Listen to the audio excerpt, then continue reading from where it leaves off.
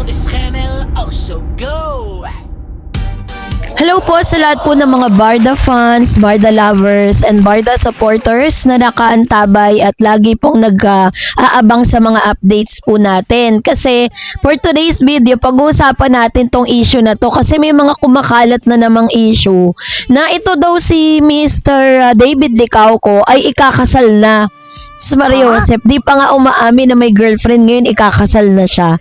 So yun yung pag-uusapan natin maya-maya lamang. But before that, if you haven't subscribed yet to my YouTube channel, please don't forget to like, share, and subscribe at hit mo na rin ang notification bell for more showbiz updates. Bago tayo of course magpatuloy sa ating updates for today's video, nais ko pong pasalamatan kayo for always watching and trusting this channel. Thank you so much sa inyong laging panonood at palagi ang pagsubaybay sa mga updates po natin. Maraming salamat po.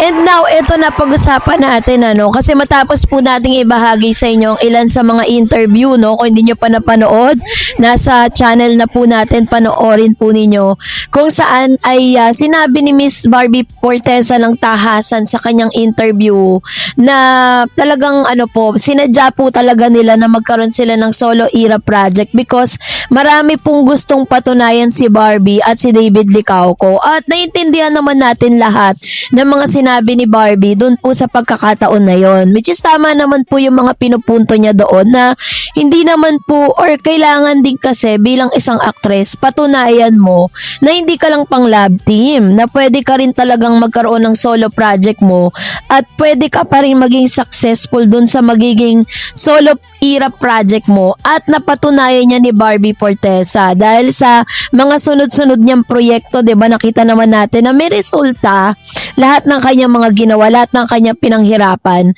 at talagang sobrang usap-usapan si Miss Barbie, sobrang dami ng mga interviews at makikita po ninyo, 'di ba? Isa sa pinakahinahangaan natin kay Barbie when it comes to their yung mga interviews niya, very witty kasi siya hindi siya yung wala siyang dead air.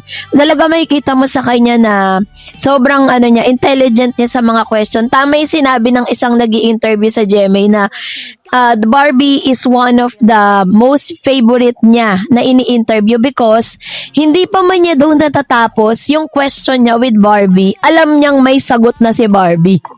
Ganon katalino, 'di ba? Ganon siya katalino. The reason why naiintindihan ng maraming mga fans, alam kong matatalino rin ang mga Barda fan Alam natin kung ano yung totoo, kung ano yung niloloko lang kayo, 'di ba? Kung ano yung pinasasakay lang kayo. Si Barbie kasi ayaw niyang pasakayin, ayaw niyang lokohin yung mga fan, Ayaw niya na parang lahat ng mga gagawin niya ay base sa kagustuhan ng mga fan. Which is tama naman kasi may sariling buhay naman si Miss Barbie Forteza. So yun yung kanyang pinaliwanag sa kanyang interview. So if still di nyo pa napanood, you can watch that on my channel. Okay? Darred's Files. So kaka-upload lang natin yan kahapon para at least maintindihan nyo lahat.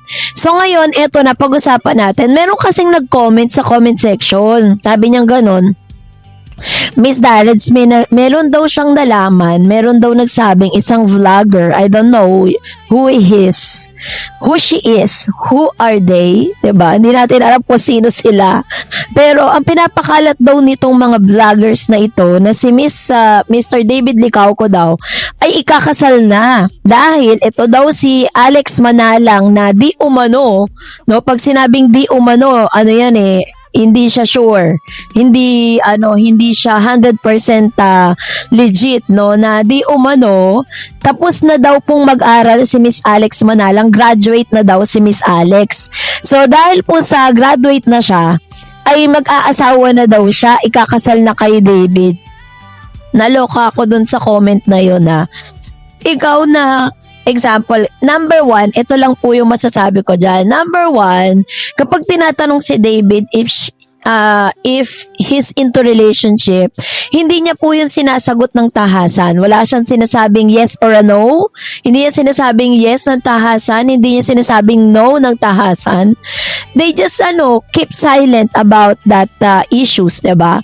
So which means wala pa talagang formal na pag-amin mula kay Mr. David Licauco patungkol sa kanyang di umano'y girlfriend na nagngangalang Alex Manalang. At the same time, 'di ba may mga nakikita tayo mga videos na sinasabi nila nandun daw si Alex kapag nagbabakasyon sa Siargao, nandun daw si Alex Manalang, ganyan-ganyan, 'di ba? So ang dami mga ebidensyang lumalabas na sinasabing sila na nga. Sabihin na natin na may mga ganong mga pictures. Let's give them the benefit of the doubt na sige, sabihin na natin na i-accept natin that may mga photos, videos na lumalabas. Pero yung tahasan mong pag-amin, 'di ba? Malay natin kung ano ba talaga sila, friendship ba sila, barkada ba sila, magpinsan ba sila. Yun yung hindi natin alam, 'di ba? Pero nagja-jump na into conclusion itong mga vloggers na ito na girlfriend daw ito ni Mr. David Licauco. Ni wala nga tayong ebidensya eh. Ang sinasabi lang po ninyo ng mga vloggers at bashers na ito na magkasama lang sila sa isang place, which is hindi lang naman sila ang magkasama doon. Kasama ni David Licauco yung mga kaibigan niya, yung mga brother niya, mga pinsan niya. So, maaaring isang buong tropa sila na nagbakasyon sa lugar na yon, 'di ba? Number 1 yon. Ibig sabihin, wala pa pong tahasang pag-amin kay David na siya po ay may girlfriend, pero pinapalabas na ng mga vloggers at mga bashers na siya po ay ikakasal na. So, parang medyo something's fishy, 'di ba? Pagdating doon. At the same time, ikaw na isang babae, nag-aral ka, hindi natin alam kung ilang taon nag-aral si Alex Manalang. Tapos after mo mag-aral, mag-asawa ka agad. 'Di ba? Ayaw mo bang meron ka munang ma-achieve bago ka before you got married, 'di ba? So yun yung isa sa mga pino-point out din ng mga netizen na parang ang walang sense, no, nasasabihin natin na after na makagraduate magpapakasal agad, 'di ba? At si Mr. David Licauco, sa dami ng mga ginagawa niya, 'di ba? Ang dami niya po mga pinagkakaabalahan. Number 1, yung kanyang Hyrox. 'Di ba? Talagang sa competition, sumasali siya sa mga competition. May mga teleserye siya, may mga endorsement, may mga negosyo. So tingin niyo po ba is nasa isip na agad ni Mr. David? Yes, sabihin na natin na sa age niya, nasa marrying age na siya. At the same time, stable na yung kanyang finances. Kumbaga parang financial stable na siya. So anytime soon, pwede na talaga siyang magpakasal. Pero sa ngayon, sa nakikita ko po kasi wala tayong any evidence or wala tayong any mga ebidensya or mga lisensya, no, na makapagsasabi at makapagko-confirm na totoo yung mga chismis na to, 'di ba?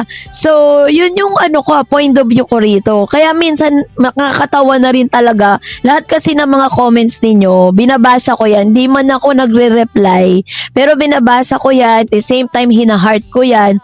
At kapag ka-reply po yung mga comments, nire-reply ko kasi ayoko pong mag-iwan ng confusion sa inyong mga isipan. And that comment really triggers me para sagutin. Kasi napaka-imposible po kasi no na, 'di ba? Kasi kumbaga parang si David kasi, kung sakasakali mangyayari yun, hindi naman para isikreto niya yun eh. Diba? Hindi naman masisikreto yun dahil artista si David. Public figure si David. At siya po ay nasa isang malaking network. Hindi naman po pipitsugin lang ang GMA.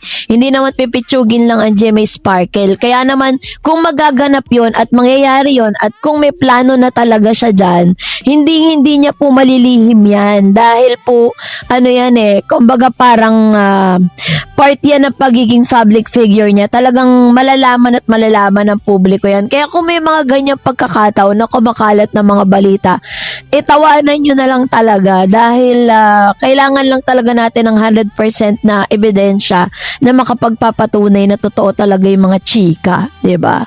So, kayo po, kayo pong pong inyong saloobin patungkol sa isyong ito, mag-comment kayo sa comment section. And that's it for today. For more videos and updates, please don't forget to like and subscribe, and please don't forget to follow my Facebook page, Dar Eds TV and Dar Eds channel. God bless everyone!